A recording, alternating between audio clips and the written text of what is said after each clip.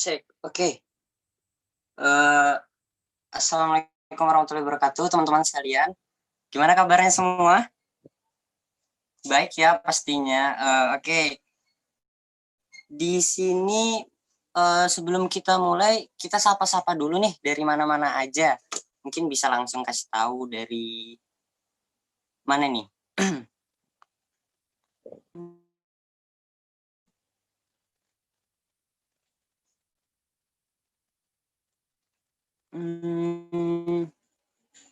Madelia Risma ya Devi. Itu dari mana itu, Kak?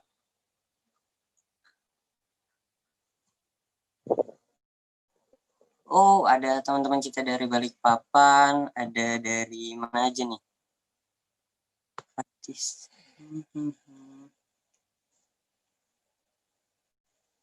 Oke.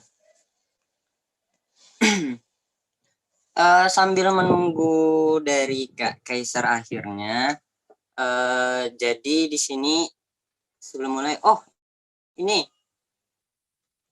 dari, oke. Ada dari Balikpapan. Halo Nomi dari Medan.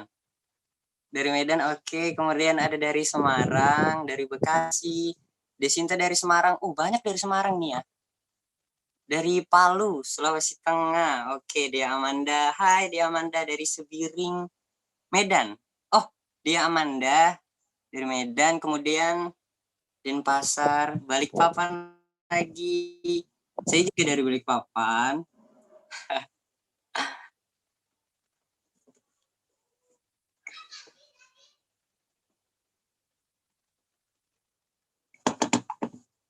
Ada Kak Silmi. Halo Kak Silmi, apa kabar? Hai. Lama nggak ketemu Kak ya.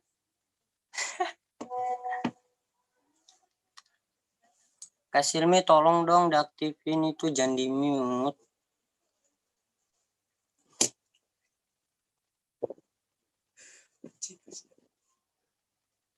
Halo Kak Silmi. Halo. Halo, gimana Kak kabarnya? Baik? Alhamdulillah baik. Kamu gimana, Iya, Ki? iya baik, alhamdulillah. Gimana Kak selama karantina ini keadaannya? Apakah ada, siapa tahu mungkin ada gejala atau gimana? Jangan sampai kayak. Awalnya bosen sih, cuman karena semakin seiring berjalannya waktu, ngikutin webinar-webinar kayak gini kan akhirnya nambah wawasan juga. Iya, alhamdulillah. Lagian juga di Green Generation gini, semenjak ada sharing session gini, jujur agak membantu kayak biar kita nggak bosen juga, biar teman-teman nggak cuma dari beberapa kota, semua kota ini kayak. Iya. Menurut Kakak gimana nih Kak, selama ada kegiatan webinar kayak gini, sharing session kayak gini gimana Kak? Itu ngebantu banget sih buat teman-teman yang kita kan lagi karantina tuh, pasti kan namanya manusia pasti ada rasa bosan. Jadi webinar ini ngebantu banget. Bukan cuman kita ketemu blog gitu, tapi ini juga nambah wawasan gitu. Oh, oke. Kalau Kakak pribadi, gimana tanggapan Kakak mengenai, kan saya tahu nih Kakak ini kan juga Green Generation kan, terutama di Kota Balikpapan, jadi sama-sama dari Balikpapan nih Kak, ya kan? Gimana sih kinerja teman-teman dari Green Generation sejauh ini untuk melancarkan aksi webinar ini atau sharing session ini? Alhamdulillah sih kita udah terkoordinir ya. Jadi kita bagi tuh ini di sini. Awalnya sih mereka bingung ya, cuman karena udah dijelasin sama ketua GG Balikpapan, sudah dijelaskan pengalamannya dia gimana, akhirnya kita bisa ngadain webinar gini. Mungkin kendalanya itu ada di pesertanya gitu kan. Pesertanya itu awalnya dikit banget nih, jadi kita harus gas gitu nyebar-nyebar posternya. Jadi makanya kita harus tag teman kita kan di kolom komentar GG Balikpapan gitu, biar teman-teman kita tuh pada tahu. Iya, terutama buat teman-teman yang di luar ini kan banyak nih kayak gimana sih Kak cara Kakak mengajak teman-teman yang dari luar, mempublikasikannya itu gimana Kak? Biar teman-teman dari luar nih kalau misalnya dilihat nih teman-teman, ini banyak banget ini, bahkan dari luar kota, dari mana-mana ini banyak ini Kak. Kalau aku sih kebetulan kan punya temen tuh di Bontang ya kan. Jadi aku Oh tagin iya, aja oke. tuh mereka. Aku tagin mereka di kolom komentar GG Balikpapan, di kolom komentarnya PPGH Balikpapan. Terus nanti mereka ngeliat, mereka tag lagi deh teman-temannya. Jadi kayak gitu. Oke. Untuk teman-teman sekalian, ini sekedar pemberitahuan ya. Jadi Kak Silmi ini adalah salah satu pemenang Kak ya, pemenang kompetisi putra-putri generasi hijau di Kota Balikpapan. Jadi cukup salut untuk Kak Silmi ini, dia adalah putrinya. Dan mungkin dari Kakak, mungkin apa sih bisa jelasin nggak pengalaman Kakak selama ada di Green Generation, apalagi berhubungan dengan tema kali ini Kak ya, yaitu bahaya mikroplastik bagi lingkungan. Dan tema ini cocok sekali nih buat teman-teman Green Generation, terutama para greeners yang mungkin ingin tahu bagaimana sih sistem pengolahan sampah sampai dia jadi mikroplastik itu bagaimana gitu. Kalau pengalaman aku di Balikpapan sih, itu kan awalnya kan belum tahu tuh, mungkin sama ada teman-teman yang belum tahu Green Generation itu apa sih gitu. Jadi awalnya juga aku belum tahu, akhirnya aku bergabung dengan Green Generation Balikpapan, aku bergabung dengan putra-putri generasi hijau Balikpapan. Akhirnya aku tahu, oh ternyata Green Generation ini adalah wadah gitu kan, yang sudah kemarin dijelaskan oleh Ibu Nurul, adalah wadah untuk bagi pemuda-pemudi gitu kan, untuk saling sama-sama menjaga lingkungan gitu. Oke. Tapi menurut Kakak pribadi, perkembangan Green Generation ini kayak mana Kak? Untuk keseluruhan. Cukup baik sih, karena kan dari waktu ke waktu itu makin berkembang ya, seperti kita menerapkan dari Green Generation itu kita diajarkan untuk membawa tote bag itu, kemudian retail modern itu udah mengganti kantong plastik dengan tote bag. Nah itu kan suatu bukti ya kalau misalkan kita ini terbukti loh kita menjaga lingkungan dengan cara seperti ini, bahkan sudah ada undang-undangnya Benar kan Kak. Ya. Oke. Kak, ini kan Kak Silmi ini kan dari Balikpapan nih Kak ya. Kak Silmi dari Balikpapan, apa sih Kak yang benar-benar pelajaran yang Kakak dapat selama berada di Green Generation, terkhususnya di Kota Balikpapan nih Kak? Karena kan kita sama-sama di Balikpapan nih Kak. Mungkin dari Kakak pribadi gimana? Sebelumnya maaf nih ya, saya tuh kadang pakai aku, kadang pakai saya gitu kan, maaf loh. Kalau Iya. saya sih, pengalamannya itu awalnya kan kita nggak ngerti ya gitu kan. Akhirnya kita tanya-tanya, kita gabung dalam Green Generation, kita dapat pengalaman baru, kita dapat wadah untuk kita tuh bisa menyatukan ide-ide gitu kan. Kita menyatukan ide, kita membuat program. Banyak suka dukanya sih Kak, kalau misalkan yang saya rasakan itu banyak suka dukanya. Ini Kak Silmi ini kelihatannya baru selesai sholat ya. Masih cantik banget, pakai mukena. Masih ayu kakaknya nih. Aduh, kok senyum-senyum Kak? Oke, teman-teman, sambil menunggu dari Kak Kaisarnya, mungkin saya mau perkenalan dulu. Perkenalkan, nama saya Krisna Arif Sanjaya. Saya dari Green Generation Kota Balikpapan. Dan alhamdulillah saya juga merupakan salah satu pemenang kompetisi Putra-Putri Generasi Hijau 2019 bersama Kak Silmi ini. Iya, dia pasangan saya.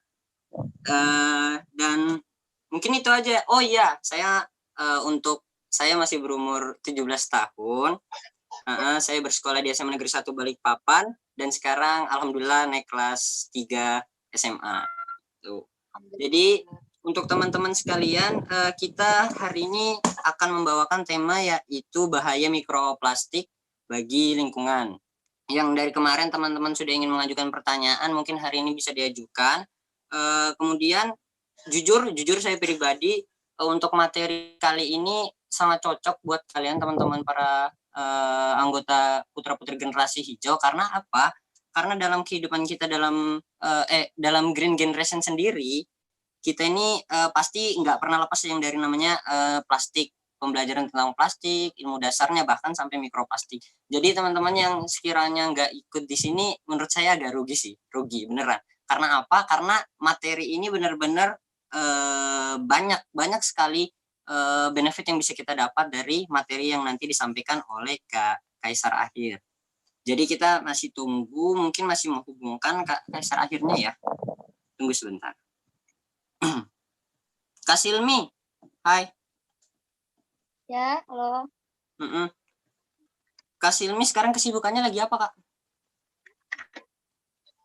Kalau kan kita mungkin sesama pelajar tahu ya kesibukannya kan dari sekolah itu tugas datang bertubi-tubi. Apalagi Aduh, ini keluhan banget kayaknya.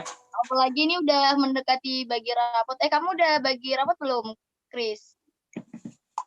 Belum, Kak. Nah, iya, aku juga saya juga belum sih. Saya dong, Kak, biar sopan. Oh iya, maaf.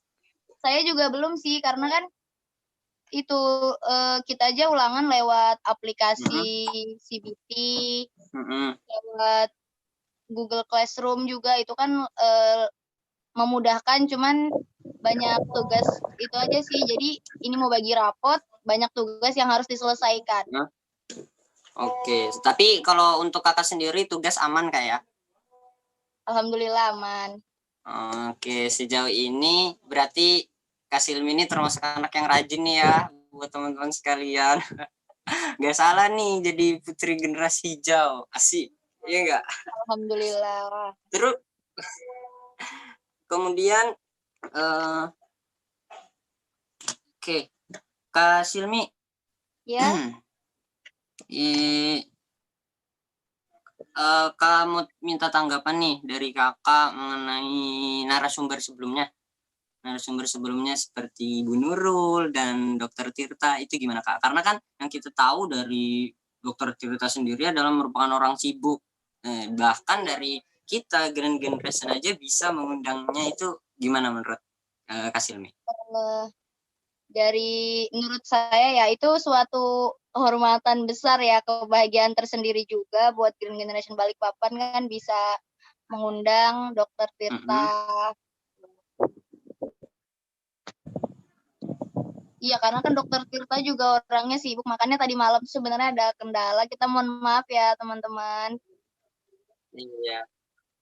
Iya buat teman, iya benar banget buat teman-teman sekalian yang tadi malam mungkin lagi menunggu atau apa, karena Dokter Tirtanya lagi ada apa nih Kak, kayak kesibukan dulu sebentar, jadi nggak bisa ditinggal juga. Jadi ya untuk teman-teman maaf banget yang mungkin tadi malam agak kecewa atau gimana, tapi sudah terbayarkan kan pasti, karena kan Dokter Tirtanya sudah ada kan Kak ya, walaupun cuma sebentar. Kasian loh Dokter Tirtanya, kemarin dia sampai lupa makan. Beneran? Sehariannya enggak sih? Iya, kemarin dia izin pamitnya itu, bahkan dia bilang saya izin mau makan karena seharian belum makan kayak gitu. Iya. Kan kasihan banget, berarti sibuk banget tuh kakaknya. Iya. Oh iya, kami ucapkan selamat datang kepada Green Generation Group dan teman-teman yang lainnya. Iya. Oke, ini ada dari mana aja nih? Kita lihat. Yang dari tadi saya lihat sih banyak yang dari Denpasar. Oh, ada Medan. Dari mana, Kak? Medan. Beneran? Kenapa sih Medan tuh harus dengan identik dengan Horas? Waduh, kurang tahu nih, bukan orang Medan. Kemudian ada dari mana aja nih?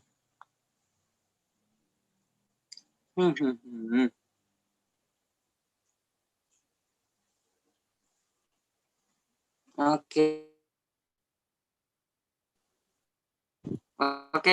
untuk teman-teman sekalian untuk bersabar karena dari Kak Kaisar akhirnya mungkin lagi ada kendala sebentar, tapi pasti akan datang kok, percaya deh.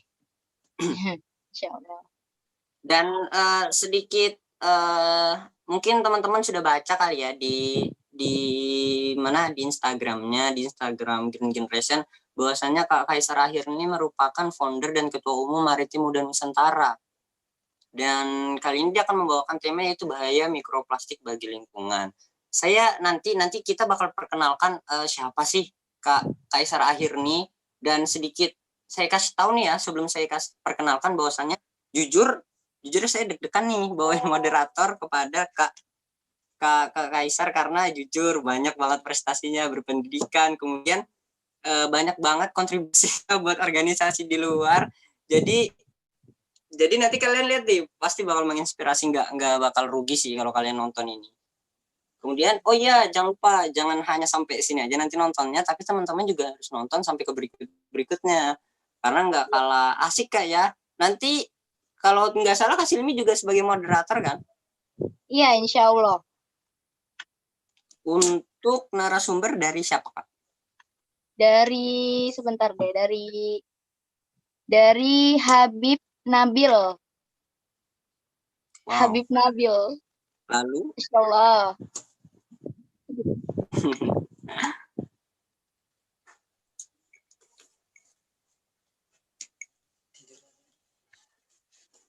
Oke. Kak Silmi. Teman-teman Kak Silmi nggak ada yang mungkin ada keluhan keluarga atau teman Kak Silmi masih sehat-sehat aja kan? Alhamdulillah. Alhamdulillah. Sehat. Sehat. Oh iya, selama masa karantina seperti ini apa sih protokol kesehatan yang paling sering Kak Silmi lakuin? Yang lain-lainnya mencuci tangan atau gimana? Yang pasti kalau misalkan kita keluar rumah itu wajib banget pakai masker, karena kan kita nggak tahu tuh sekeliling kita tuh gimana keadaannya, entah itu ada orang batuk tiba-tiba, bersin tiba-tiba gitu. Kita harus pakai masker sih, karena kan itu udah protokol dari pemerintah juga. Kemudian bawa hand sanitizer sendiri gitu. Tapi Kakak selama di masa karantina begini lebih terjadwal atau gimana nih Kak? Agak lebih berkurang kegiatannya di luar rumah atau makin sering atau gimana nih? Yang pasti berkurang ya, karena kan banyak juga agenda-agenda event-event itu ditunda gitu kan. Jadi lebih berkurang sih. Jadi kita lebih mantaunya dari rumah gitu. Kayak contoh tugas sekolah kita pakai Google Classroom. Mungkin dari teman-teman ada juga yang pakai Google Classroom kan, tahu gimana pengalamannya pakai Google Classroom. Kemudian ngumpul tugas via online itu pasti tahu pengalamannya. Tapi ini agak buka-bukaan ya teman-teman. Jadi nih kemarin nih Kak Silmi ini agak kesulitan nih ngerjain tugas. Dia sampai ngomel di satu grup sama saya, dia sampai ngomel, bingung, tolong dong bantuin aku kerjain tugas ini. Itu saking banyaknya itu kayak saking sulitnya kayak.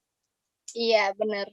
Jadi bukan saking sulit banget sih, kayak saking banyaknya ini, jadi kita bingung mau prioritaskan yang mana, sedangkan semua tugas itu dikumpulnya kadang waktunya bersamaan gitu. Jadi kadang di grup itu minta tolong sama teman-teman, terus teman-teman juga nanya balik.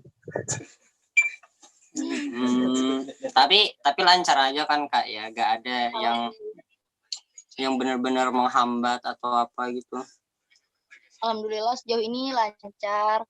Cuman kan pasti namanya manusia, kita kadang ngeluh juga, ya Allah banyak banget ini tugasnya. Tapi kembali lagi ke niat kita. Tapi ya namanya kita juga pelajar kan Kak ya. Kan kita nggak bisa juga menolak, apalagi sampai ngebantah apa gitu juga nggak bisa. Teman-teman mungkin selamat datang Kak Kaisar. Oke, sebelumnya saya ucapkan selamat datang kepada Kak Kaisar Akhir. Maaf mengganggu, dan mungkin Oke, untuk teman-teman sekalian, Assalamualaikum warahmatullahi wabarakatuh. Hai Kak Kaisar Akhir, gimana kabarnya Kak?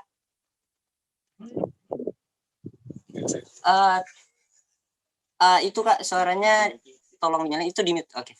Gimana Kak kabarnya? Ya, alhamdulillah baik. Gimana kabarnya Krisna? Alhamdulillah saya baik Kak.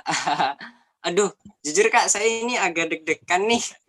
Jadi moderatornya, narasumbernya Kakak, karena yang saya baca di sini Kakak, ya Allah, banyak banget prestasinya. Kemudian Kakak juga merupakan salah satu pegiat dari banyak organisasi nih kayak yang paling utama kakak juga merupakan founder kak ya, atau ketua umum Maritim Muda Nusantara, bener kak? Betul. Oke, benar. Oke, untuk teman-teman sekalian, kami ucapkan selamat datang yang baru datang.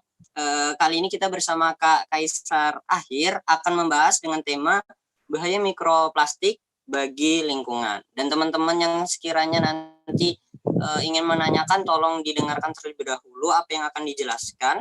Tetapi sebelum masuk ke situ, saya akan memberitahu siapa sih Kak Kaisar Akhir nih, kok bisa jadi narasumber di sini. Mungkin kalian ada yang kurang tahu. Jadi saya akan jelaskan di sini. Mungkin mohon maaf kayak takutnya kalau ada kesalahan atau apa. Mohon maaf. Jadi di sini Kak Kaisar Akhir SIK MSc yang berpendidikan di mahasiswa program Master of Business Administration. Benar Kak? Ya, saat ini saya lagi kuliah lagi di Oxford University Amerika. Dengan sistem online gitu ya, untuk program MBA. Oh, untuk di luar negeri juga menggunakan sistem online gitu Kak ya? Iya. Kemudian masih banyak nih riwayat pendidikannya Kak Kaisar. Kemudian saya langsung ke pengalaman organisasi Kak ya? Boleh. Oke, Kak Kaisar ini merupakan Ketua Umum Maritim Muda Nusantara. Kemudian member The Associative for Coastal Ecosystem Studies Asia Pasifik, benar Kak? Iya.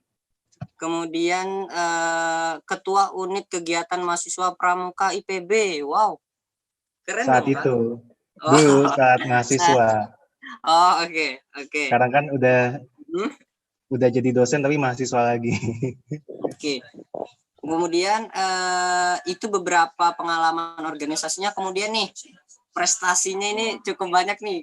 Saya akan sebutkan beberapa. Jadi di sini ada penerima beasiswa pendidikan Indonesia BPI, afirmasi jalur prestasi nasional, atau internasional dari LPDP untuk program Magister Luar Negeri.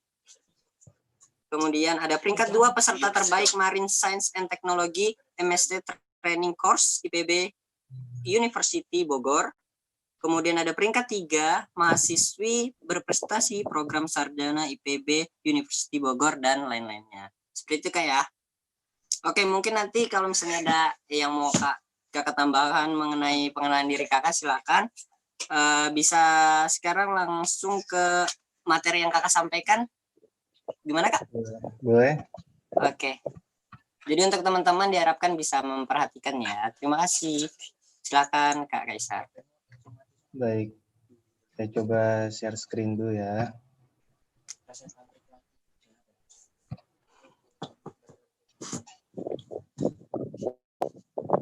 Kalau suara saya sudah terdengar jelas ya? Alhamdulillah sudah Kak, sudah sangat ya? jelas. Oke. Saya coba mulai. Sebentar. Oke. Share. Sudah muncul kah layarnya? Sudah Kak, sudah. Baik. Oke.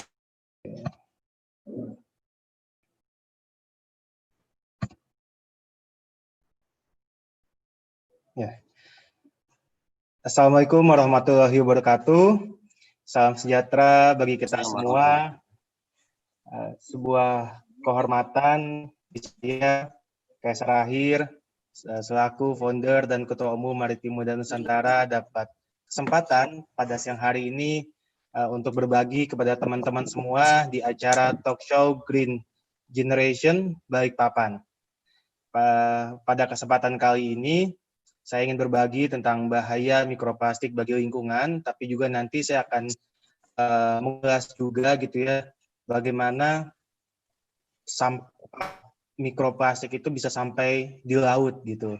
Juga nanti saya akan coba sharing bagaimana dampak apa saja yang dapat dirasakan atau dapat terjadi di lautan khususnya gitu ya, di lingkungan pesisir dan laut dari mikroplastik ini. Nah, tadi Terima kasih Saudara Krisna atas pengenalan dari saya. Saya saat ini selain di Maritim Muda Nusantara sebagai Ketua Umum, juga bekerja sehari-hari sebagai dosen di Departemen Manajemen Sekolah Tinggi Ilmu Ekonomi Indonesia, Jakarta. Selain itu, saya juga peneliti di CSIS Indonesia, Center for Southeast Asian Studies Indonesia, dan saya juga peneliti di Indonesia Institute for Maritime Studies atau IIMS. Nah, jadi, dan saya pada kesempatan kali ini, panitia mengharapkan kepada saya untuk berbagi nih tentang bahaya mikroplastik bagi lingkungan. Ini karena mungkin panitia melihat juga bahwa tesis saya waktu di Swedia, jadi saya S2 di World Maritime University Swedia tahun 2017 sampai 2018 dengan beasiswa LPDP. Alhamdulillah sudah lulus, dan tesisnya waktu itu adalah tentang sampah plastik juga gitu. Pendekatannya ialah kebijakan dan intervensi teknologi seperti itu. Nah, kita mulai. Sebagaimana kita ketahui bersama bahwa Indonesia merupakan negara kepulauan terbesar di dunia dengan luas wilayah laut 77%, kemudian wilayah laut Indonesia ini yang sangat luas ini ialah 77%-nya adalah laut gitu ya. Makanya kenapa penting bagi kita untuk menjaga laut ini dari sampah plastik. Seperti yang kita ketahui, yang namanya sampah plastik di lautan, dia akan bergerak mengikuti arus, bergerak mengikuti arah gerak angin gitu ya, atau juga dipengaruhi oleh gelombang di lautan, sehingga akan bergerak bebas di lautan gitu. Itu menjadi ancaman bagi lingkungan dan ekosistem laut. Kemudian Indonesia juga punya garis pantai terpanjang kedua di dunia dengan jumlah pulau mencapai lebih dari 17.000, yang mana pada tahun 2019 sudah terverifikasi 17.491 pulau. Dengan kondisi seperti ini, dengan jumlah pulau yang banyak, garis pantai yang panjang, itu menjadi potensi, tapi juga menjadi warning gitu ya, peringatan kepada kita semua untuk lebih hati-hati gitu, lebih hati-hati untuk menjaga agar sampah plastik itu, karena kita pantainya banyak, berarti wilayah yang terpapar oleh laut luas kan gitu. Jadi karena kita punya pulau kecil yang banyak, pantai yang panjang, sehingga ini menjadi peringatan untuk kita untuk lebih hati-hati dalam membuang sampah plastik, jangan sampai secara sembarangan. Atau bagaimana kita mampu melindungi ekosistem laut itu dari sampah plastik, karena wilayah pantai kita, pesisir kita sangat luas. Nah, di Indonesia ini sendiri kita patut bersyukur ekosistem yang kita miliki pun banyak gitu ya, dari gunung. Kita bukan hanya punya gunung di darat, tapi juga punya gunung di lautan. Kita punya ekosistem terumbu karang, kemudian ekosistem lamun, ekosistem mangrove, ekosistem zona pelagis gitu ya, dari laut dangkal sampai dengan laut dalam, sehingga semua ekosistem ini memiliki potensi ekonomi, potensi terhadap iklim, potensi untuk budaya, potensi untuk pertahanan dan keamanan dan sebagainya. Sehingga ketika kita ingin laut kita tetap terjaga dengan ekosistem yang besar ini, salah satunya melindungi ekosistem laut yang kita punya ini dari sampah plastik. Kenapa juga? Karena 64,7 juta penduduk Indonesia ini juga tinggal di daerah pesisir, sehingga kebersihan, kesehatan dari ekosistem laut, ekosistem pesisir menjadi penting untuk kita jaga bersama. Seperti itu.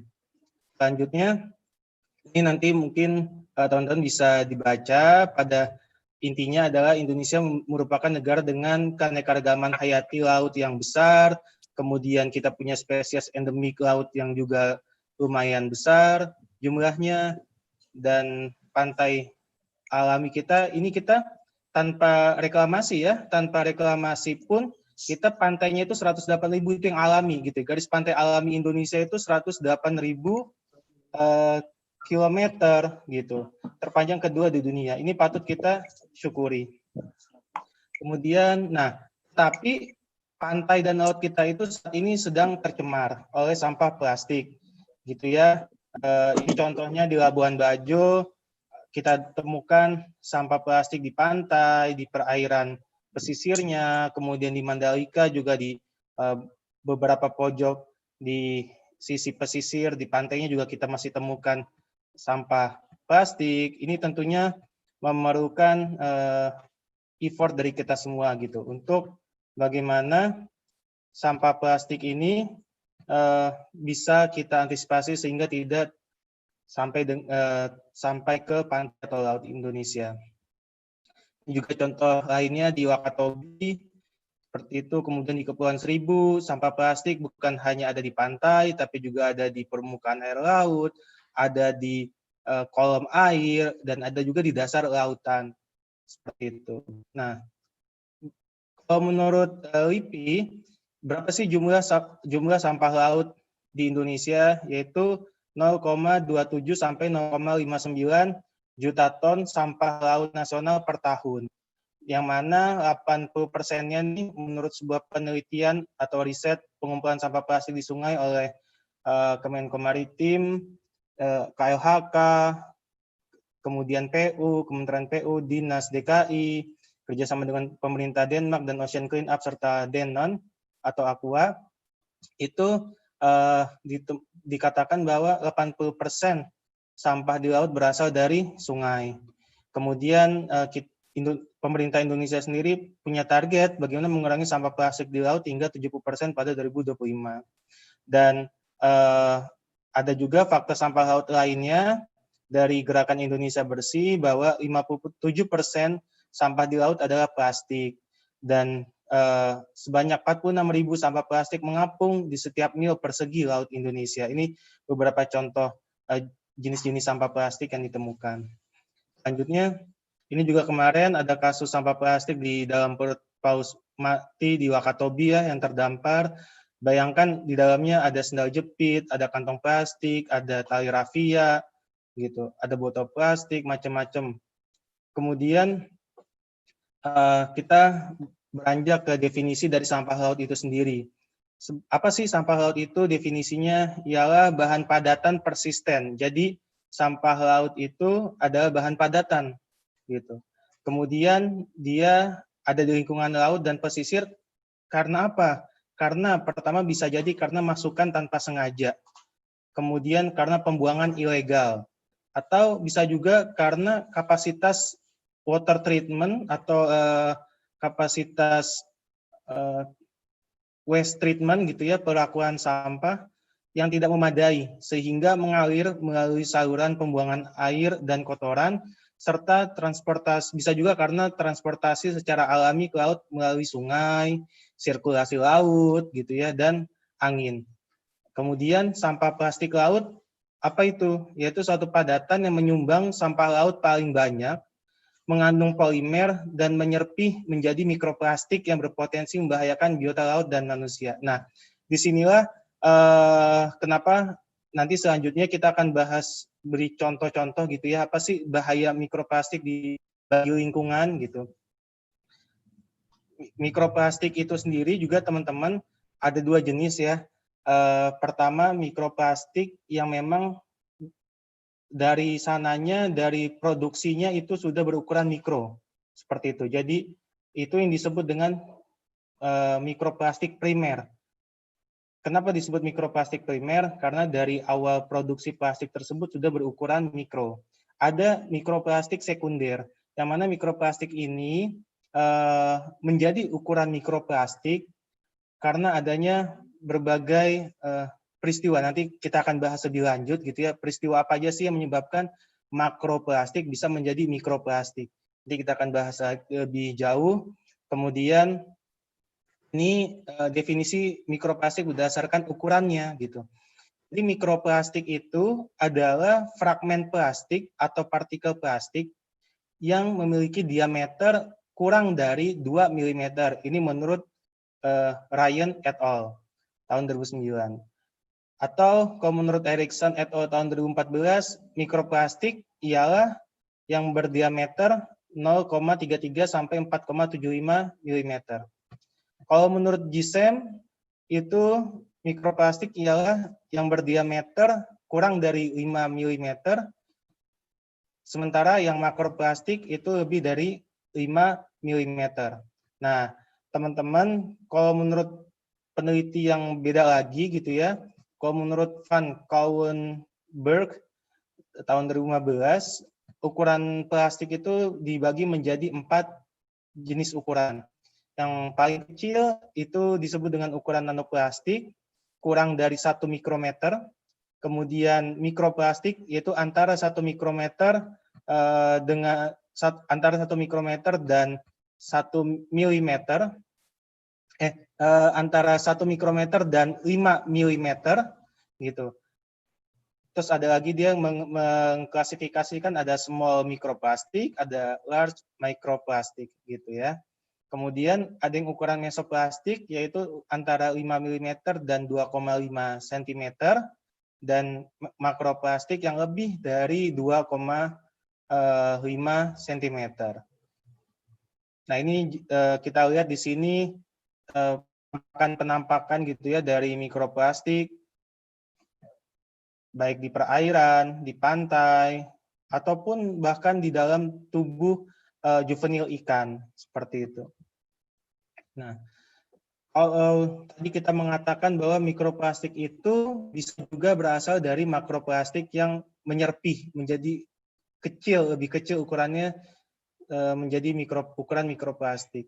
Nah, makroplastik sendiri itu, ini jenis-jenisnya berdasarkan resin plastiknya, dan ini contoh-contoh sampah plastik yang ditemukan di lautan seperti itu. Ada kantong plastik, ada kotak makan gitu ya tadi, ada bahan pakaian, perahu gitu, yang tenggelam, atau misalnya pita pengikat, bahan pakaian juga, pelampung, gelas, kemudian pipa, tali rafia, jaring tangkap ikan, bahkan sampai dengan penyaring rokok. Jadi teman-teman, saya menghimbau gitu ya kepada teman-teman semua yang merokok, tolong putung rokok, sisa merokoknya itu, filternya itu jangan dijatuhkan ke lantai, kemudian diinjek-injek, ditinggal pergi. Karena itu bisa jadi terbawa angin atau mungkin dengan proses alam gitu ya, apalagi dia merokoknya di pantai bisa sampai dengan ke laut kayak gitu. Nah, itu cukup bahaya jika memang mencemari lautan seperti itu. Nah, kenapa plastik itu bisa berbahaya sih gitu ya? Bukan hanya karena fisiknya gitu, tapi juga karena zat adiktif di plastik itu sendiri gitu. Nah, ini beberapa contoh zat adiktif yang ada di plastik apa saja, kemudian kenapa dia dibutuhkan di dalam plastik, karena dia memiliki fungsi-fungsi seperti ini. Misalnya dia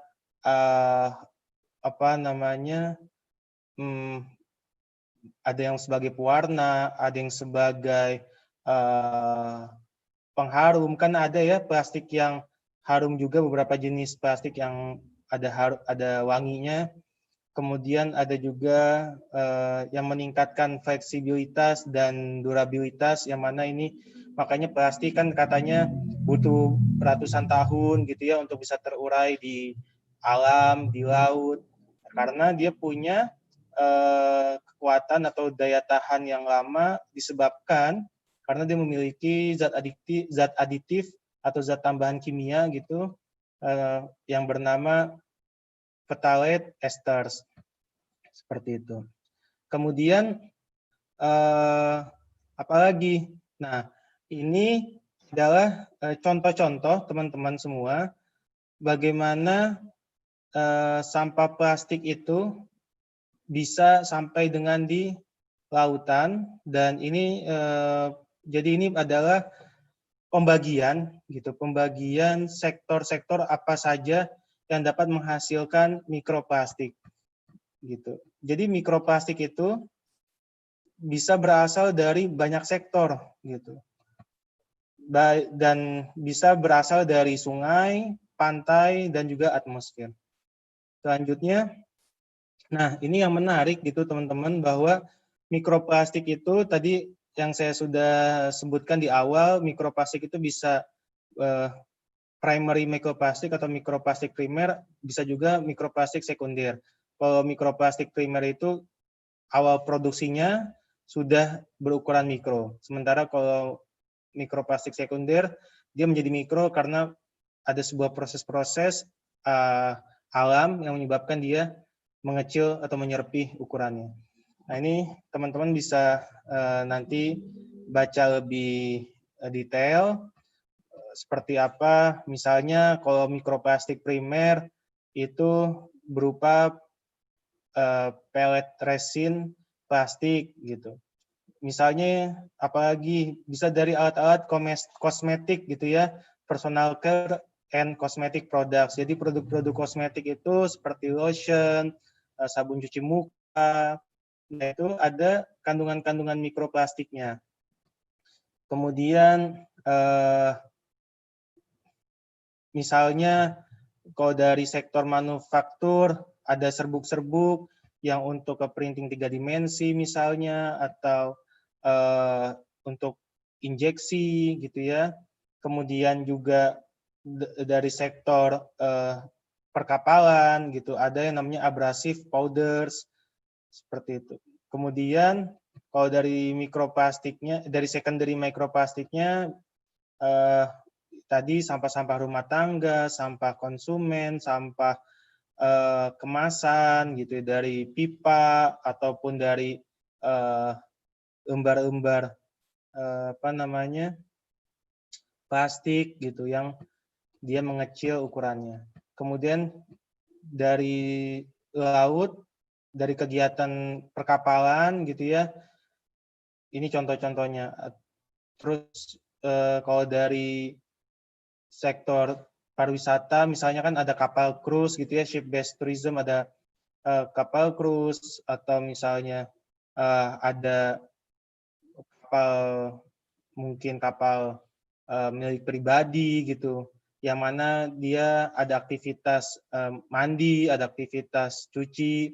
Nah itu dia bisa menghasilkan mikroplastik juga ke lautan.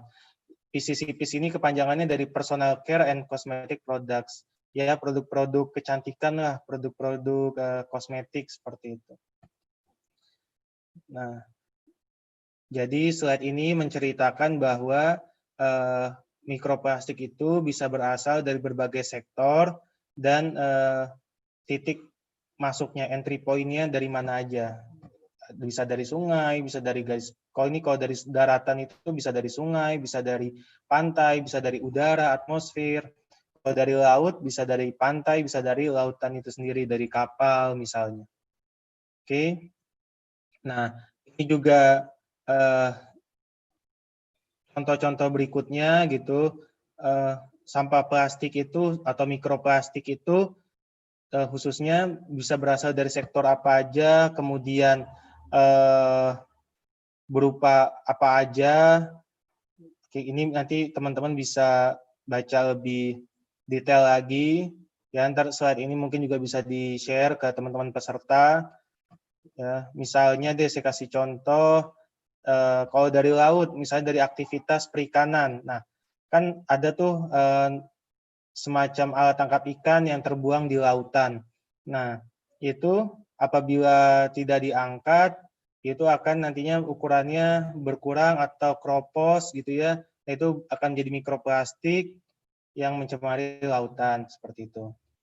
Oke, selanjutnya, nah ini menarik teman-teman, tadi ketika kita mengatakan bahwa mikroplastik itu bisa berasal dari makroplastik. Melalui proses apa?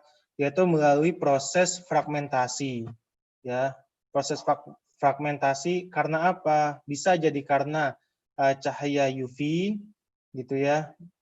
kemudian bisa juga karena proses mechanical and microbial degradation. Jadi ada degradasi kan ketika partikel plastik itu terkena arus laut, gelombang laut gitu, akhirnya dia melemah kekuatan plastiknya, kemudian akhirnya mengecil.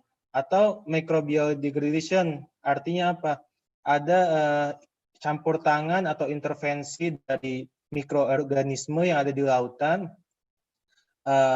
kemudian akhirnya plastik itu terdegradasi. Nah, ketika plastik itu sudah terfragmentasi, kemudian dia bisa tenggelam ke lautan gitu. Karena apa? Misalnya karena dimakan oleh biota laut, terus kemudian biota lautnya mati, dan akhirnya plastik itu pun terpendam tersedimentasi di dasar laut. Jadi plastik itu bisa tenggelam sendiri atau bisa juga tenggelam ke dasar laut karena termakan oleh biota laut seperti itu. Makanya tidak mengherankan ada sebuah penelitian gitu ya, beberapa penelitian yang membuktikan bahwa di dasar laut dalam pun itu ditemukan mikroplastik seperti itu. Di ribuan meter sekalipun itu masih ditemukan mikroplastik. Kenapa? Karena tadi mikroplastiknya kemakan oleh biota lautnya pun tenggelam mati ke dasar laut gitu. Atau bisa juga karena densitas dari plastiknya itu atau polimer plastiknya itu tinggi sehingga dia jatuh sendiri di dasar laut seperti itu. Atau bisa juga karena fenomena marine snow, artinya apa? Dia partikel-partikelnya berkumpul menempel menjadi satu gitu ya di dalam kolam air sehingga menjadi lebih berat dan akhirnya tenggelam ke laut gitu. Oke. Nah, inilah dampak terhadap biota dan habitat laut akibat menelan mikroplastik. Jadi sudah banyak sekali penelitian gitu ya yang menunjukkan bahwa mikroplastik itu bisa membahayakan biota dan habitat laut. Saya coba ambil contoh yang di sebelah kanan dulu gitu ya, karena Indonesia juga memiliki terumbu karang yang indah-indah gitu. Nah, bagaimana sih dampak mikroplastik terhadap terumbu karang? Yang mana terumbu karang ini kita tahu memiliki juga fungsi peran penting sebagai habitat biota-biota laut, kemudian juga dia penahan gelombang, kemudian dia sebagai tempat pemijahan, tempat pembesaran, dan juga tempat cari makan dari biota-biota laut, khususnya di daerah pesisir. Ikan, kepiting, udang, gitu ya, kuda laut, macam-macam lah. Cacing laut, kelinci laut. Jadi terumbu karang itu merupakan sebuah marine biodiversity yang sangat kompleks gitu, yang sangat beragam kita bisa temukan di terumbu karang. Nah, kalau misalnya terumbu karang ini mati, tentunya kan sangat tidak baik bagi keseimbangan ekosistem, bagi kehidupan ikan di sana, dan lain-lain. Nah, mikroplastik itu, menurut Lem et al., itu bahwa kalau misalnya terumbu karang terekspos atau terpapar oleh plastik, itu risiko penyakit terumbu karang akan meningkat dari 4% sampai dengan 89%. Seperti itu. Jadi terumbu karang akan lebih berisiko untuk mengalami penyakit jika terpapar oleh plastik gitu. Nah, kemudian penelitian ini juga didukung oleh sejalan gitu ya, selaras dengan penelitian yang dilakukan oleh Terhal et al. Dan Allen et al. Yang mengatakan bahwa ternyata terumbu karang itu, terumbu karang itu khususnya karang ya, karang itu hewan gitu ya, si hewan karang yang memiliki terumbu. Jadi dikatakan bahwa si terumbu karang ini memakan atau juga menelan mikroplastik seperti itu. Jadi ini sangat rentan gitu ya. Makanya kita perlu menjaga ekosistem terumbu karang dari plastik. Karena kalau misalnya ekosistem terumbu karang atau si terumbu karangnya itu menelan plastik atau terpapar oleh plastik, tingkat risiko penyakitnya meningkat dari 4% hingga 89%. Selanjutnya kita beralih ke tabel. Dikatakan bahwa di sini misalnya penguin, ya, penelitian oleh Brandau bahwa penguin yang berada di Lagos, Brazil, dia memakan lembaran plastik atau jaring ikan, dampaknya kematian atau perforated good gitu ya, karena adanya keterperangkapan dan juga masuk ke dalam pencernaannya, menghambat sistem pencernaan. Nah, itu kalau yang makroplastik. Nah, kalau yang mikroplastik itu seperti pada biota worms gitu ya, itu dikatakan, jadi uji cobanya di laboratorium oleh Brown et al. Itu dikatakan worms yang menelan mikroplastik itu fungsi biokimianya menurun gitu, dan bisa Mohon maaf, juga Kak. menyebabkan Mohon maaf, kematian. waktunya 5 menit lagi. Oke. Oke. Ya. Maaf, Kak. Kemudian misalnya lagi di sini copepods gitu ya, jenis copepods diuji coba di laboratorium oleh Lee et al. Ketika copepods spesies Trigryopus japonicus itu menelan mikroplastik dan nanoplastik, yang terjadi apa? Kematian. Kemudian ikan menelan mikroplastik di Portugal, yang terjadi atau dampaknya ialah penurunan fungsi biokimia. Nah, ada lagi ikan yang memakan atau menelan gitu ya nanoplastik, yang diteliti oleh Matson et al. Dikatakan dampaknya ialah kerusakan otak dan perubahan perilaku seperti itu. Kemudian penyu atau sea turtles di Azores atau Atlantik Utara, itu yang diteliti oleh Pham et al. Dikatakan bahwa karena adanya mikroplastik, plastik pelet, dan lembaran plastik gitu yang terakumulasi di sistem pencernaan, ternyata ukuran populasinya menurun gitu. Kemudian biota lainnya burung laut gitu. Burung laut juga yang ketika dia makan fragmen plastik dan filaments yang terakumulasi di stomach dia, di perut dia, yang terjadi adalah kelaparan. Kenapa kelaparan? Karena dikiranya plastik itu adalah makanan, tapi dia tidak bisa terurai di dalam perut burung laut tadi, sehingga dan sudah tidak bisa terurai, kemudian dia juga tidak punya gizi gitu ya, sampah plastiknya. Nah, jadi seakan-akan kenyang, tapi seakan-akan perutnya penuh, kenyang gitu ya, kenyang dalam artian penuh, tapi dia nggak dapat gizi apa-apa dari plastik itu gitu, sehingga dia kelaparan secara fungsi biologisnya dan akhirnya bisa menyebabkan kematian. Nah, kemudian mikroorganisme laut itu juga yang ada di laut bisa menjadikan plastik sebagai media transport. Nah, ini berbahaya. Kenapa? Karena ketika mikroplastik tadi itu menjadi media nempel atau media transport dari mikroorganisme laut, itu bisa menyebabkan distribusi spesies invasif gitu. Yang mana yang dia tidak seharusnya ada di habitat atau ekosistem A misalnya, karena dia nempel ke plastik, terbawa arus, itu bakteri, itu mikroorganisme pindah dari B ke A. Nah, misalnya contohnya kayak gitu. Atau virus misalnya. Ketika virus di laut juga ada virus ya, gitu. Jadi di laut itu seharusnya virusnya itu ada di A, tapi karena dia nempel ke plastik, plastiknya kemana-mana, akhirnya virus itu menyebar kemana-mana. Nah, itu juga bahaya. Jadi slide ini mengatakan bahwa fragmen plastik berukuran mikro bisa menjadi tempat menempel bagi mikroorganisme yang bisa mendorong transportasi spesies invasif dan bakteri di lautan, kayak gitu-gitu. Ya.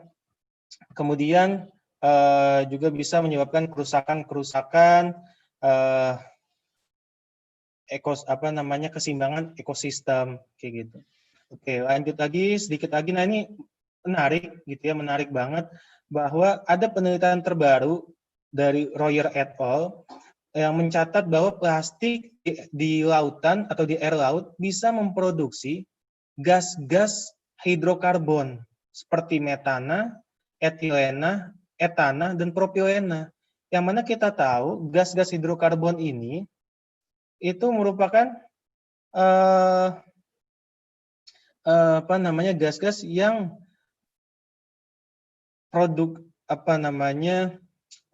bisa terus berlanjut gitu ya ketika di dalam kegelapan, seperti itu di laut dalam misalnya. Dan karena plastik ini jangka waktunya panjang gitu ya, sehingga itu bisa menyebabkan produksi ini berlangsung lama gitu. Produksi dari gas-gas hidrokarbon ini berlangsung lama. Di sini ada satu gas metana yang kita tahu bersama bahwa metana merupakan gas rumah kaca yang paling potensial untuk menyebabkan pemanasan global atau global warming, seperti itu. Jadi ternyata dosen saya juga waktu itu sempat bertanya, Kaisar, why you mention this gitu ya? Apa ininya dampaknya gitu? Kemudian saya katakan bahwa ini ada penelitian dari Royer bahwa plastik bisa menghasilkan gas metana, dan yang mana kita tahu gas metana adalah gas rumah kaca yang dapat menyebabkan pemanasan global gitu. Kemudian mungkin itu saja. Nanti untuk kalau kita mau bicara intervensi teknologi untuk untuk mengatasi sampah plastik, nanti kita bisa bahas lebih dalam gitu ya di tanya jawab untuk bagaimana kita bisa mengurangi mikroplastik yang ada di lautan, salah satunya dengan intervensi teknologi.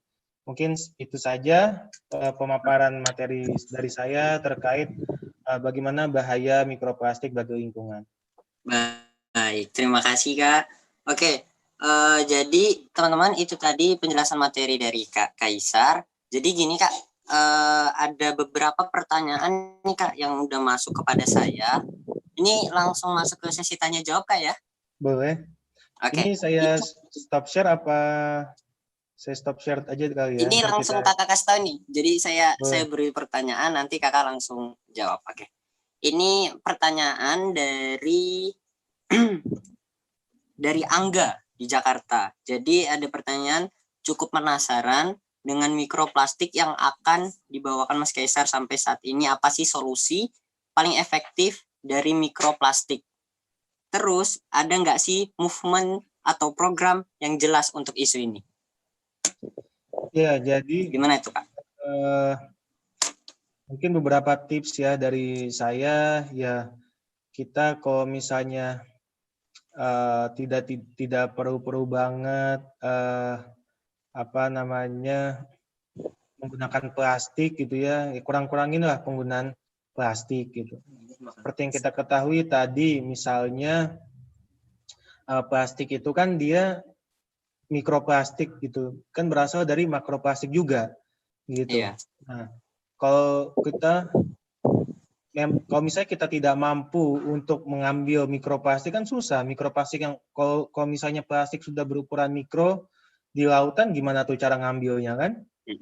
Nah, yang paling mungkin kita lakukan adalah bagaimana mengurangi jumlah mikroplastik yang ada di lautan dengan cara ya tadi kan kita sudah tahu tuh tadi sumber-sumber mikroplastik tuh bisa dari mana aja sih gitu kan.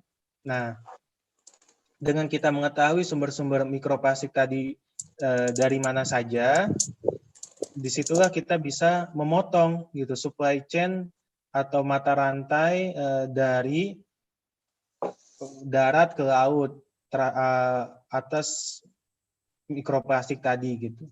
Seperti itu sih. Jadi ya dengan cara-cara bagaimana macam-macam, bisa dengan mereuse, mereduce, merecycle atau berpikir ulang, rethinking gitu ya. Perlu banget nggak nih saya pakai plastik gitu. Kalau misalnya memang kita nggak perlu pakai plastik, ya udah gitu, nggak usah. Atau kalau misalnya memang kita perlu banget pakai plastik, nah kan ada sekarang bioplastik kayak gitu ya. Kemudian ada plastik yang mudah terurai atau biodegradable plastik seperti itu. Jadi ya. Jadi hal yang paling efisien untuk mengatasi hal tersebut adalah bagaimana cara mengurangi penggunaan tersebut itu kayak. Ya, mengurangi penggunaan plastik tersebut. Kemudian kalau kita punya kemampuan untuk merecycle sampah plastik tersebut, ya kita recycle. Kemudian kalau memang kita bisa menggunakan kembali sampah plastik itu, gitu ya. Kenapa?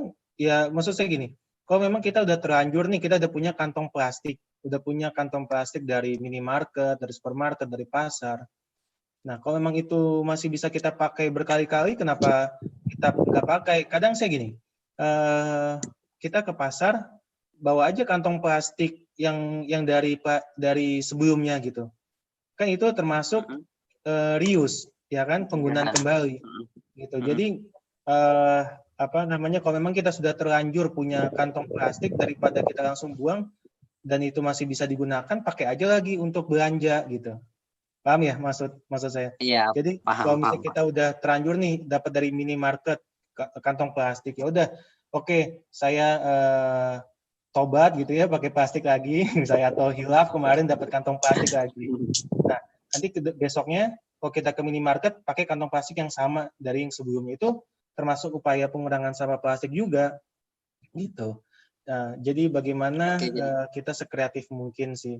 Atau bisa juga dengan kita aksi bersih pantai, aksi bersih laut. Tapi ya memang itu kan sesuatu yang tidak bertahan lama ya dampaknya gitu. Jadi memang yang paling bagus ketika kita bisa mengurangi sampah plastik itu dari sumbernya. Kayak gitu tadi, makanya kenapa saya merasa perlu untuk menyebutkan sumber-sumber dari mikroplastik dan makroplastik. Seperti itu. Oke. Lanjut Kak ya, ini ada pertanyaan. Ini menurut saya agak cukup panjang nih Kak. Pertanyaannya agak banyak. Jadi ini dari Ilham Alifian, asal Jakarta. Jadi pertanyaannya, di Indonesia konsep pembangunan berkelanjutan sudah mulai 1970. Akan tetapi hanya menggerakkan pembangunan ekonomi tanpa mementingkan kualitas sumber daya lingkungan. Bahkan Indonesia harus menerapkan green economy. Nah, yang saya ingin tanyakan adalah sejauh mana kerusakan lingkungan yang dihadapi Indonesia akibat mikroplastik sehingga pemerintah perlu menerapkan green economy. Gimana tuh? Kalau saat ini ya, kalau dari Maritim Muda sendiri, kita sudah mencoba untuk mendorong atau beranjak dari green economy, yaitu blue economy. Jadi menurut kami blue economy itu dia konsep pemanfaatan sumber daya laut yang berkelanjutan, yang bertujuan untuk meningkatkan pertumbuhan ekonomi, kemudian menjaga kesehatan dan kelestarian lingkungan laut, serta meningkatkan kesejahteraan masyarakat atau meningkatkan taraf hidup, inklusivitas sosial gitu ya, sehingga dengan kita manfaatkan sumber daya laut ataupun sumber daya alam lainnya, itu tidak hanya kita menjaga laut, menjaga lingkungan, tapi juga tetap ada dampaknya terhadap pertumbuhan ekonomi dan kesejahteraan masyarakat. Gitu. Jadi kalau misalnya green economy kan kayaknya yang lebih dikedepankan itu aspek lingkungannya gitu ya, dan pastinya tentu ekonominya. Tapi bagaimana siogianya ketika blue economy itu juga bisa diterapkan. Dan blue economy itu ada salah satu prinsipnya yaitu zero waste gitu, atau circular economy. Jadi circular economy itu bagian dari blue economy. Nah, ketika kita sudah mampu menerapkan dan mengimplementasikan blue economy termasuk di dalamnya circular economy, itu akan mendorong aktivitas-aktivitas ekonomi yang tanpa limbah gitu, atau yang rendah limbah lah, seperti itu. Dan itu misalnya contohnya bisa kita terapkan di mana? Misalnya dalam proses budidaya mikroalga misalnya. Nah, itu sebetulnya kalau kita Indonesia itu bisa kembangkan mikroalga, yang mana dia biomasa dari mikroalganya itu bisa dijadiin pakan, pupuk, kemudian juga serat untuk pangan bergizi. Terus dia juga punya minyak, punya lemak yang bisa dijadikan energi terbarukan atau biofuel. Atau selain itu, si mikroalga ini dia juga bisa menyerap logam berat gitu, atau polutan yang ada di air, macam-macam lah. Jadi maksudnya kalau kita bisa mengembangkan sumber daya laut yang multifungsi, yang multiguna gitu ya, itu juga sangat bermanfaat. Dan ada di slide saya, kalau saya boleh menampilkan juga teman-teman di sini ya, saya coba share dikit, boleh ya? Saya coba share dikit terkait intervensi teknologi di sini. Nah, misalnya dengan kita bisa memanfaatkan sumber daya sampah gitu, ya, untuk menjadi eco-brick misalnya. Nah, ini tadi tanya movement apa? Kayak banyak tuh movement seperti Bali oleh sahabat saya IGD Praja, itu dia sangat kuat movement tentang eco-brick misalnya. Terus juga sampah plastik bisa dijadikan bahan bakar gitu ya. Kemudian sampah plastik bisa juga menjadi listrik, menjadi aspal jalan. Kemudian bisa juga mungkin dikumpulkan melalui sistem yang kreatif, diintegrasikan dengan tiket transportasi umum gitu. Kemudian atau penciptaan plastik nabati atau bioplastik dan yang mudah terurai gitu. Kemudian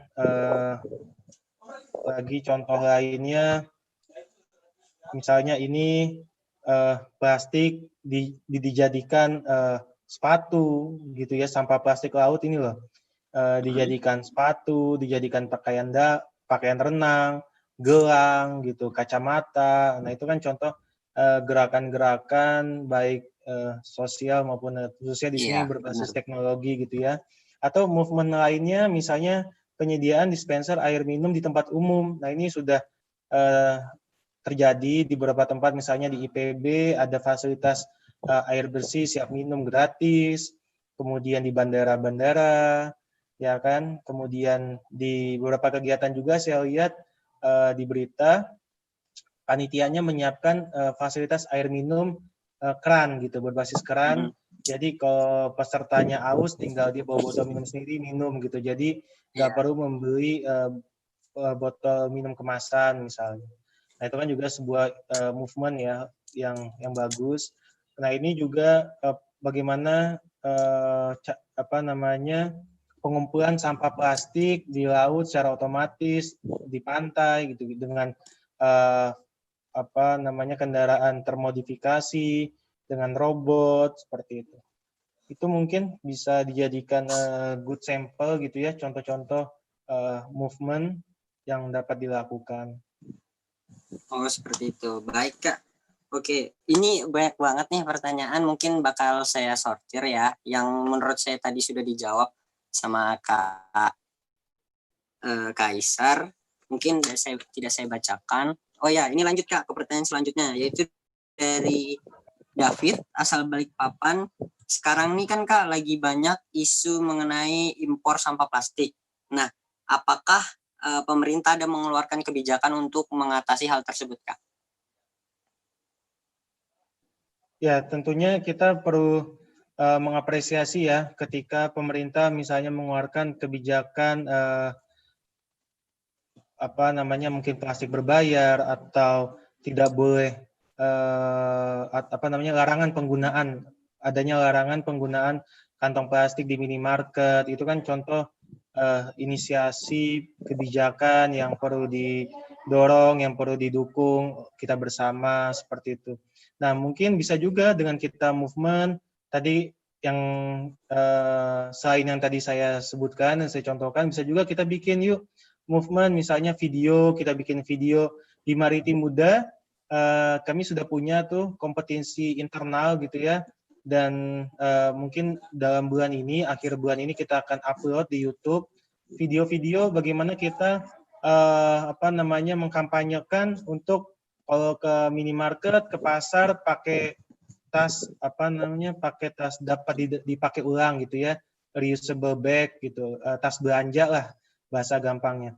Nah, kemudian juga penggunaan botol minum sendiri, tumbler gitu.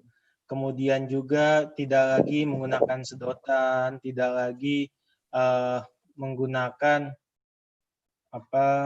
alat makan yang terbuat dari plastik kayak gitu misalnya, atau tidak lagi menggunakan styrofoam. Misalnya kalau saya beberapa kali juga sudah mempraktekkan bagaimana mengkampanyekan kalau beli somai bawa alat makan sendiri gitu, kotak makan sendiri atau piring sendiri, jadi nggak dibungkus kan kayak gitu. Itu contoh-contoh sederhana gerakan yang bisa kita lakukan dimulai dari diri kita sendiri gitu, dan bagus banget kalau misalnya itu bisa dimasifkan bersama teman-teman komunitas kita, organisasi kita, pengurangan barang-barang yang terbuat dari plastik atau yang terbuat dari plastik terus cuma dipakai sekali saja. Nah, itu kan perlu kita terus kampanyekan. Oh ya, oke Kak. Kemudian ini ada pertanyaan dari saya. Saya nih Kak. Jadi saya ada sempat baca bahwasannya mikroplastik ini sudah ditemukan di kotoran manusia. Nah, yang saya bingungkan bagaimana mikroplastik itu bisa masuk. Bahkan di salah satu bumbu dapur yang ada di makanan itu, contohnya seperti garam, sudah terdapat mikroplastik. Itu bagaimana Kak? Kenapa bisa ada di dalam lingkup kotoran manusia bahkan sampai di garam? Ya mungkin tapi gini, ini kan bidang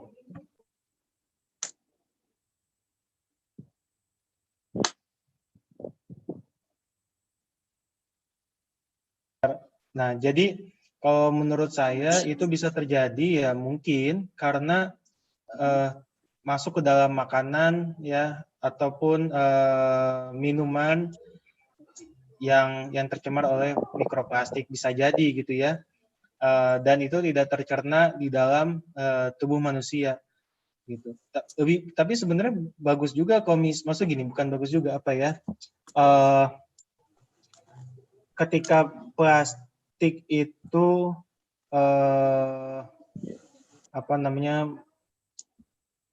itu gini, bagus di sini maksudnya ini menjadi bukti ilmiah gitu ya, bukti ilmiah bahwa plastik itu tidak terurai di dalam tubuh gitu, dan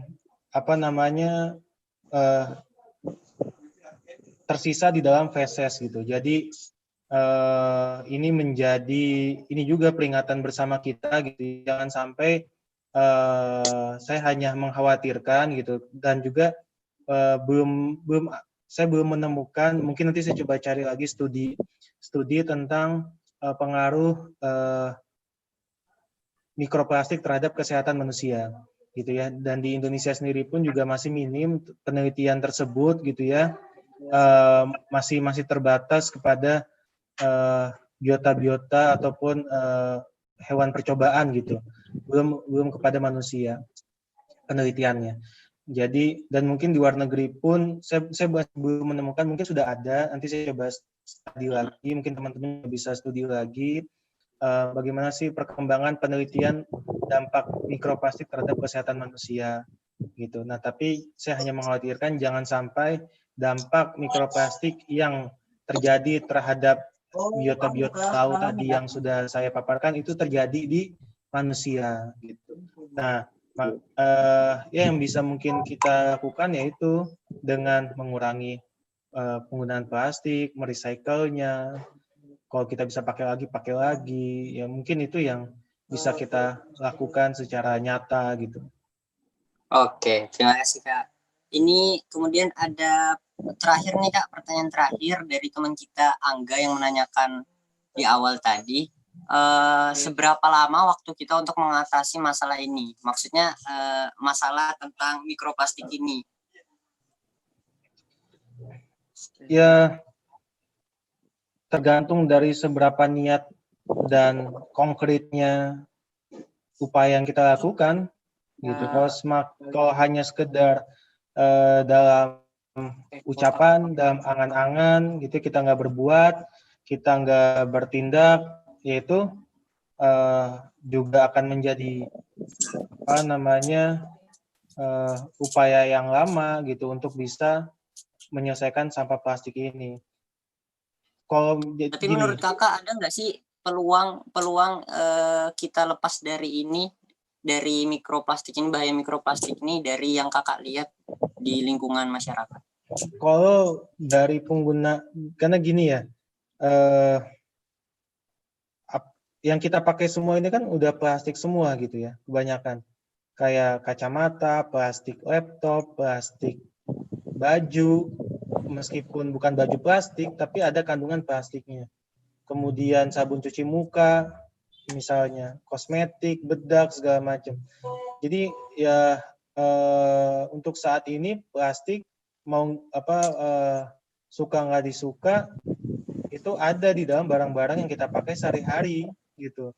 Nah, bagaimana sebenarnya kuncinya adalah manajemen dari sampah plastik itu sehingga tidak terbuang, tidak mengalir ke lingkungan gitu.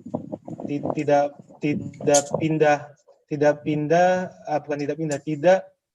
sampai berada di dalam lingkungan perairan, baik sungai, perairan pantai maupun perairan lautan, seperti itu. Jadi kuncinya di dalam manajemen sampah plastik itu sendiri. Nah, kita patut bersyukur pemerintah Indonesia ini sangat serius gitu ya, dan bahkan sudah sejak tahun 2018 menyusun rencana aksi nasional penanganan sampah laut 2018 sampai dengan 2025. Nah, ini perlu kita dukung bersama. Nanti teman-teman bisa baca. Ini seperti ini, saya coba kasih share dikit ya.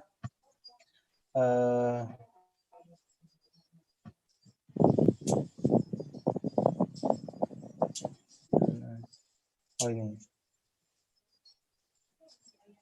Jadi teman-teman nanti bisa searching di internet ya, Peraturan Presiden Nomor 83 Tahun 2018 tentang penanganan sampah laut.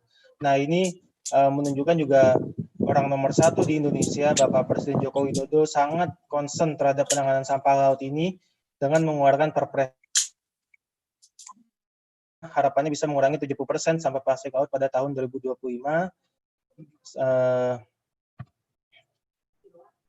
Saya coba mana ya tadi ya, sebentar ya, ini buat biar teman-teman juga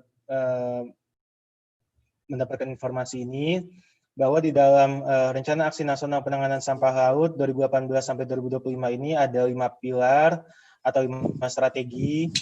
Pertama itu Gerakan Nasional Peningkatan Kesadaran para pemangku kepentingan, pengelolaan sampah dari darat, pengelolaan sampah, penanggulangan sampah yang ada di pesisir dan laut, terus ada pendanaan, kelembagaan, pengawasan dan penegakan hukum, serta riset dan pengembangan. Oke. dengan 3 intervensi teknologi, penerapan teknologi, koordinasi antar lembaga, dan upaya masyarakat. Nah, jadi nanti kalau teman-teman ingin tahu apa sih upaya atau rencana yang pemerintah lakukan untuk menangani sampah laut, teman-teman bisa baca di rencana aksi ini, gitu.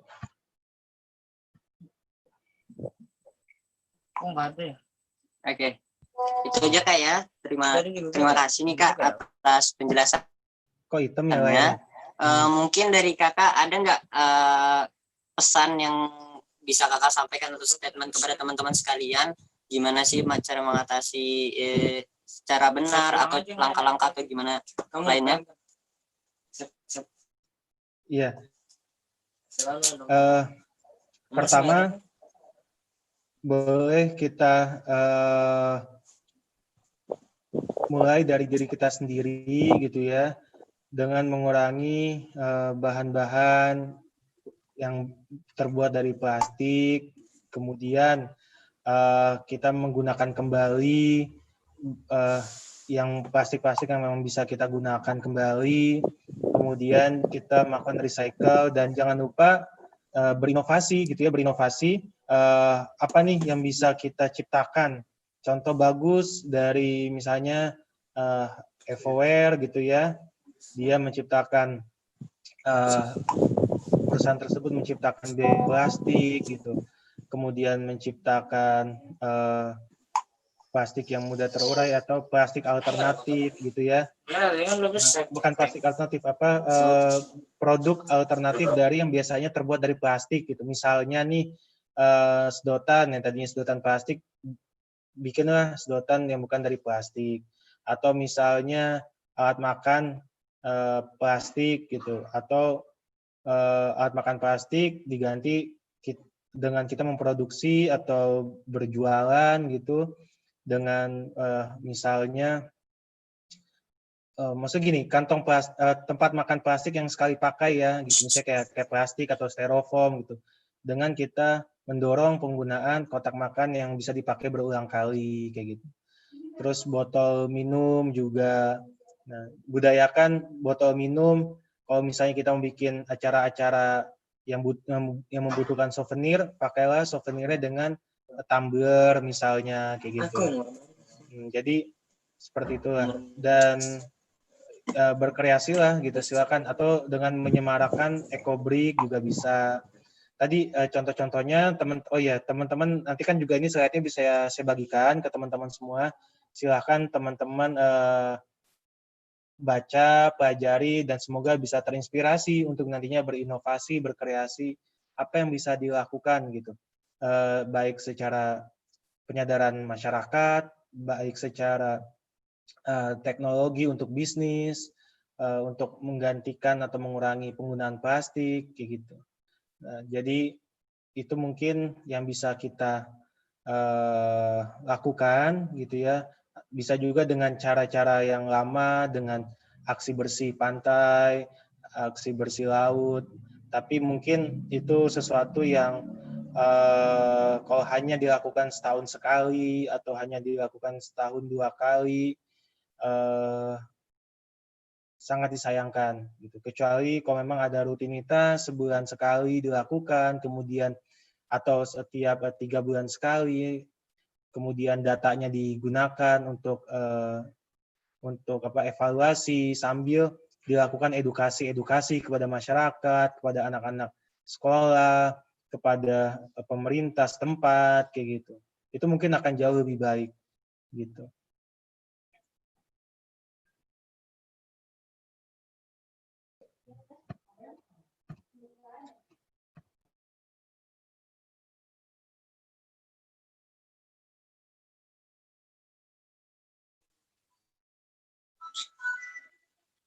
Oke, terima kasih Kak Kaisar atas penjelasannya, statementnya. Terima kasih.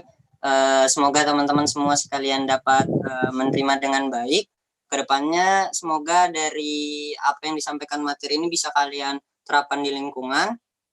Itu aja dari saya. Mohon undur diri, saya sebagai moderator Krisna Arif Sanjaya dari Balikpapan. Kak Kaisar, terima kasih atas penjelasannya Kak. Baik, oh iya. teman-teman